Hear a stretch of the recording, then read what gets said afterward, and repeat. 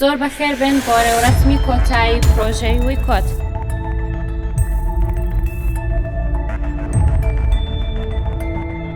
لە تەکنۆلۆژیا ئاترسم ئەگەر سویچێک هەبیتن بۆ وەستاندنی تەکنۆلۆژیا بۆ ماوەی 25 ساڵی بێت ئەوەستێنە.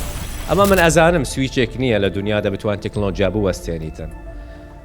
و سویچێکش نییە ئەسڵەن. شەمەندە فڕێکە مرۆڤاتی تازە لێ سوار بوویە و بەرەوە و ئاقارەچ.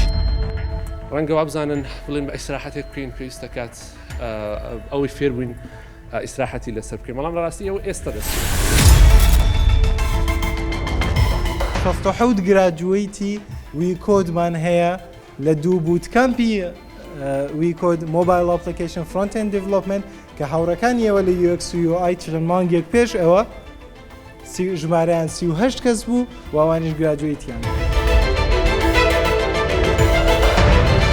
هاوڕەکەم کاک ئەحمەد هات و فکرەی ئەمەی پێدام لە مۆبایل ئەپلیکیشنە بەڕاستی من خۆم تەنها وەکو کەسێک وتم بەس تەنها شەهادەکەم بەلاوە گرنگکە بەس تەنها بۆ شەهادەکەیەچم.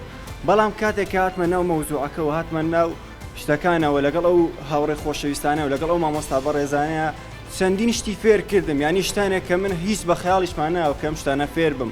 ئێستا ئەگەر بێت و من لە مۆبایل ئەپلیکیشنە ئەپێک دروستکەم ئەگەر نەتوانم لە 100 دروستکەم ئەتوانم لە 180 بەرەوسەرەوە من ئەم ئەپە خۆم وەکو ینی بێ ئەوەی کە هیچ کەسێک یارمەتی ما بتوانم دروستیکەم.